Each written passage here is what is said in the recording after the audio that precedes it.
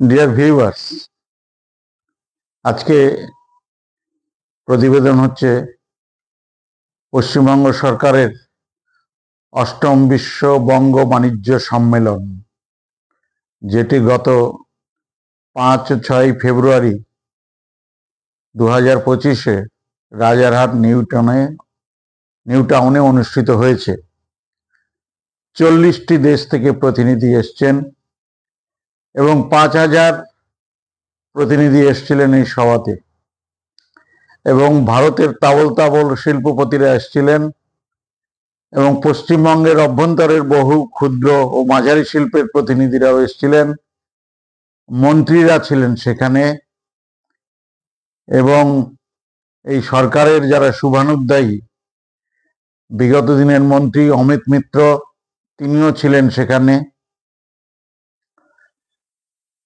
কাজেই কারা কারা এসছিলেন, কোন কোন দেশ এসছিলেন, এ তথ্য সংগ্রহ করে প্রতিবেদনে বলা যায়, কিন্তু প্রতিবেদন দীর্ঘ হয়ে যাবে।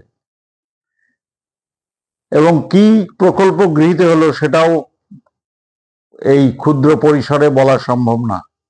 এটুকু বলা যেতে পারে যে প্রায় 4.5 লক্ষ কোটি টাকার প্রস্তাবনা এসেছে এই সম্মেলনের মধ্যে দিয়ে, এবং 20টি দেশের সঙ্গে মৌ স্বাক্ষরিত হয়েছে। এবং একটি দিক দেখা যাচ্ছে যে ভারতের তাবড় স্বাস্থ্য ক্ষেত্রে যারা বিনিয়োগ করেছেন, যাদের বড় বড় প্রতিষ্ঠান আছে, স্বাস্থ্যক্ষেত্রের প্রতিষ্ঠান, তারাও এই সম্মেলনে বিনিয়োগ করতে চেয়েছেন। পিয়ারলেস, উডল্যান্ড, নারায়ণী, বিভিন্ন সংস্থা আর কি করতে চেয়েছেন। কিন্তু একটি বিষয় হচ্ছে যে সব কলকাতা ভিত্তিক, শিলিগুড়িতে একটি ক্যান্সার ভিত্তিক এবং আর একটি সামগ্রিকভাবে চিকিৎসা করা যায় এরকম একটি কেন্দ্রের স্থাপনার কথা এখানে বলা হয়েছে সেখানে। কিন্তু একটি প্রশ্ন, সব কলকাতা ভিত্তিক হওয়ার একটা কারণ হচ্ছে যে কলকাতা আগে ভারতের রাজধানী ছিল, পরবর্তীকালে পশ্চিমবঙ্গের রাজধানী, এবং উত্তর পূর্ব ভারত হচ্ছে তার, এবং পূর্ব ভারত হচ্ছে এই কলকাতার বন্দরের হিন্টারল্যান্ড। স্বভাবত কারণে সবকিছু বিনিয়োগ হয়, এটা ব্যবসায়ের দিক থেকে। কিন্তু মানুষের দিক থেকে দেখতে গেলে কলকাতা হচ্ছে কিন্তু এক প্রান্তে, সর্বদক্ষিণ প্রান্তে। দীর্ঘ কোচবিহারবাসীর কাছে কলকাতা একটি বিদেশ, সেখানে দীর্ঘ। কাজেই এই ধরনের প্রকল্পগুলি আগেকার দিনে, যদি প্রকল্পগুলি বাস্তবায়িত হয়, তাহলে সরকারের কাছে প্রতিবেদক হিসাবে আবেদন থাকবে যে এই প্রকল্পগুলি রাজ্যের কোনো মধ্যস্থলে করা উচিত, কোনো বড় শহরে যেখানে ভালো যোগাযোগ ব্যবস্থা আছে সেখানে।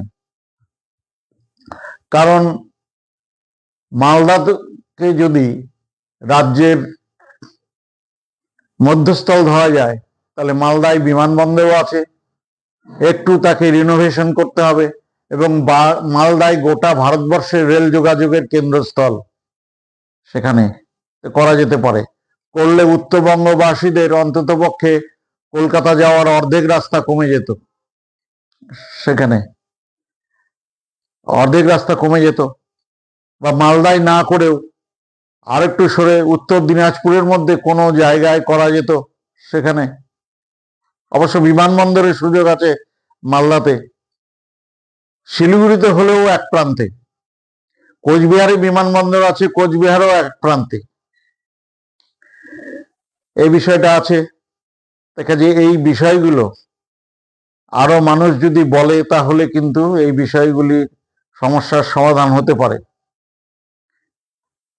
কিন্তু এই স্বাস্থ্য ক্ষেত্রে বিনিয়োগের কথা বলতে গিয়ে যেমন কলকাতা কেন্দ্রিকতা সম্পর্কে বলা গেল, তেমনি আরেকটি কথা বলতে হয়, সেটা হচ্ছে যে রাজ্য সরকারের যে সরকারি চিকিৎসা কেন্দ্রগুলি আছে, সেই চিকিৎসা কেন্দ্রগুলি গ্রামাঞ্চলে কিছু কিছু চিকিৎসা কেন্দ্রের ঘর বাড়ি তৈরি হয়ে আছে, শয্যা সেখানে অনুমোদন করেই সেই হাসপাতালগুলি তৈরি হয়েছে, কিন্তু পরবর্তীকালে দেখা গেল, অর্থাৎ সেখানে সমস্ত পরিকাঠামো তৈরি আছে, শয্যা বিশিষ্ট হাসপাতাল তৈরি করা, কিন্তু সেখানে শুধু আউটডোর চলছে সেখানে।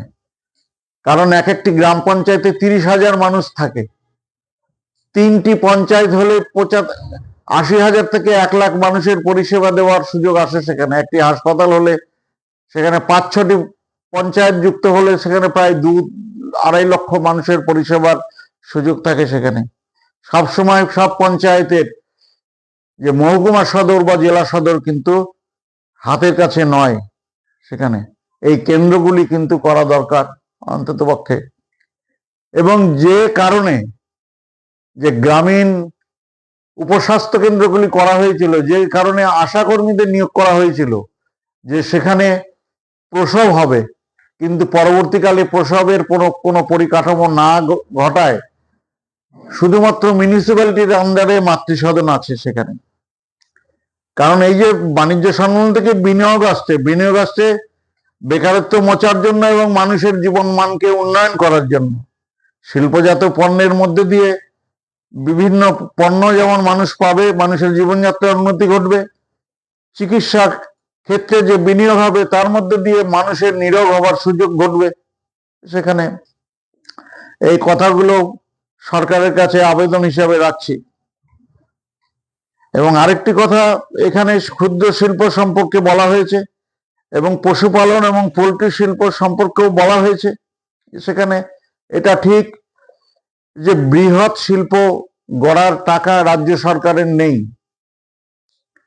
এমনকি ভারত যখন স্বাধীন হয়েছিল তখনও ভারতের সরকারের নিজস্ব বৃহৎ শিল্প গড়ার টাকা ছিল না। বিদেশ থেকে টাকা নিয়ে এসে সহযোগিতা নিয়ে কিন্তু ভারতের বহু ভারী শিল্পগুলি গড়ে তোলা হয়েছিল, তার মধ্যে দিয়ে তার সুযোগ সুবিধা নিয়ে এবং রাষ্ট্রীয় সুযোগ সুবিধা নিয়ে বিভিন্ন ব্যক্তি মালিকানাধীন যে বৃহদাকার যে শিল্পগুলি সেগুলি কিন্তু গড়ে উঠেছে সেখানে ভারতে। কিন্তু আমার যদি ক্ষমতা না থাকে, আমার যদি অন্যের উপর নির্ভরশীল করতে হয়, তাদেরকে সুযোগ সুবিধা দিয়ে বসাতে হয়, বারংবার মৌ স্বাক্ষরিত হওয়ার পরেও, মৌ যখন স্বাক্ষরিত হয়, শিল্প বাণিজ্য সম্মেলন যখন হয়, তখন আমরা জানতে পারি যে প্রচুর এত কিছু হচ্ছে। যেমন বাজেট ঘোষিত হয়, এত কিছু হচ্ছে, কিন্তু বাজেট শেষ হওয়ার পরে বা এই শিল্প বাণিজ্য শেষ হওয়ার পরে কতদূর কাজ হলো তার স্বাভাবিক একটি খতিয়ান কিন্তু সাধারণ মানুষের কাছে কিন্তু পৌঁছায় না সেখানে। কাজেই হাতের কাছে যা আছে তা দিয়ে, কেন অনেক দেশ তো কৃষিতেও উন্নতি করেছে সেখানে। নেদারল্যান্ডসের কথা বলি, আমার নিজের চোখে দেখা গ্রামাঞ্চলে ক্ষুদ্র শিল্পগুলি মার খাচ্ছে, তাঁত শিল্পগুলি উঠে যাচ্ছে সেখানে। যদিও বা কোনো ভর্তুকি দেওয়া যাচ্ছে, সব সময় মূল যে শিল্পী বা যে উদ্যোক্তা তার কাছে টাকা পৌঁছাচ্ছে না, সেখানে অন্য জায়গায় যাচ্ছে। তবুও উদ্যোগ জারি থাক, কারণ ধান চাষ করলে ধান যখন আমি ঘরে নিয়ে আসি তখন ধানের সঙ্গে কিন্তু কিছু পাতান হয়ই, কিন্তু ধানটাই বেশি হয়। কাজে উদ্যোগ থাকলে কিছু অপচয় হবে, অপচয়ের মধ্যে ব্যবস্থা থাকবে, কিন্তু এটা ঠিক যে উদ্যোগ গ্রহণ করতে হবে। দেখেছি যেখানে পশু চিকিৎসা কেন্দ্রগুলি আছে, পশু চিকিৎসা কেন্দ্রগুলিতে যেখানে পশু চিকিৎসক উৎসাহিত হয়েছেন এবং মানুষ সেখানে সাড়া দিয়েছেন, তার ফলে কিন্তু প্রায় 2-3 বর্গ কিলোমিটার এরিয়া জুড়ে কিন্তু পশুপালনের একটা জোয়ার এসছে। সেখানে প্রচুর বিদেশি অর্থাৎ সংকর জাতীয় দুগ্ধবতী গাভীর সৃষ্টি হয়েছে সেখানে একটা দুধের বাজার তৈরি হয়েছে সেখানে। কিন্তু যেখানে যে চিকিৎসক বা পশু চিকিৎসা কেন্দ্র আছে, সেই পশু চিকিৎসা কেন্দ্রের চিকিৎসক তেমন উদ্যোগী নন, তিনি গতানুগতিক ভাবে চাকরিটি করে যান, সেখানে কিন্তু কোনো উদ্যোগ ঘটেনি।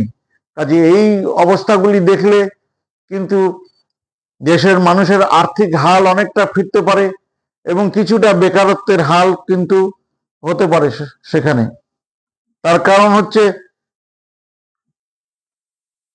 আমার প্রাথমিকভাবে যা কিছু আছে তা দিয়ে আগে আমাকে সমস্ত কিছু গড়ে তুলতে হবে সেখানে।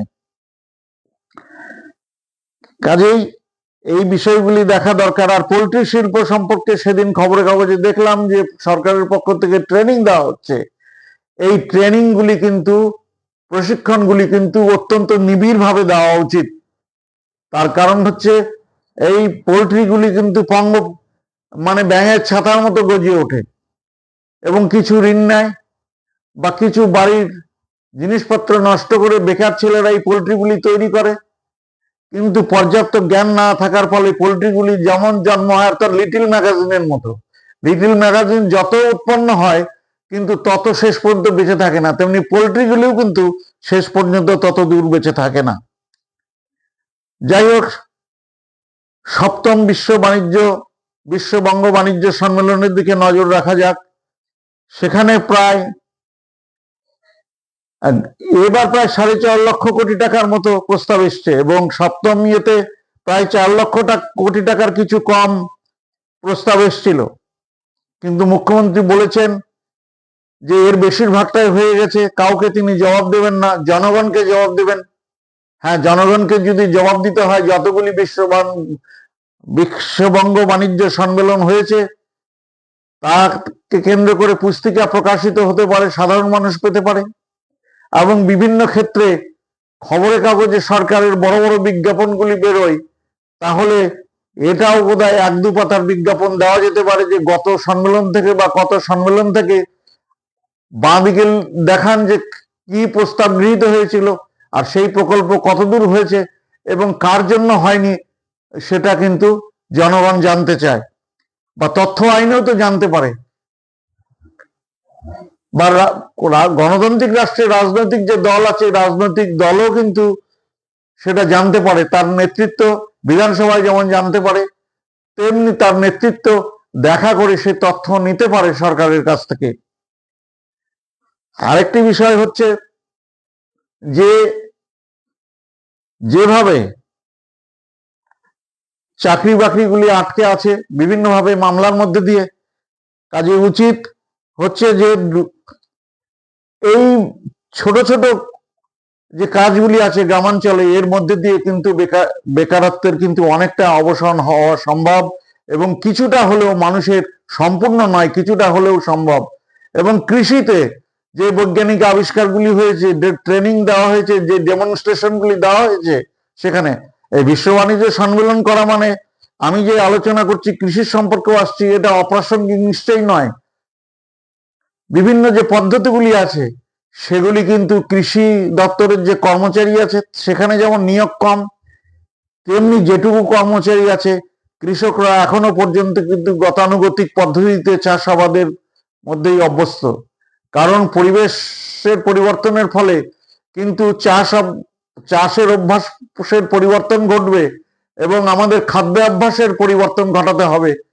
কারণ যে বিশ্ব ইউএনডিপি থেকে, অর্থাৎ ইউনাইটেড নেশন ডেভেলপমেন্টের পক্ষ থেকে যে মানুষের জীবন মানের উন্নয়নের জন্য যে প্রায় 20-22-23টি ক্ষেত্রকে বেছে নেওয়া হয়েছে উন্নয়নের জন্য, উন্নয়নের ক্ষেত্রে কিন্তু আমরা কিন্তু এই ছোট ছোট কাজগুলি থেকেও কিন্তু এগিয়ে যেতে পারি।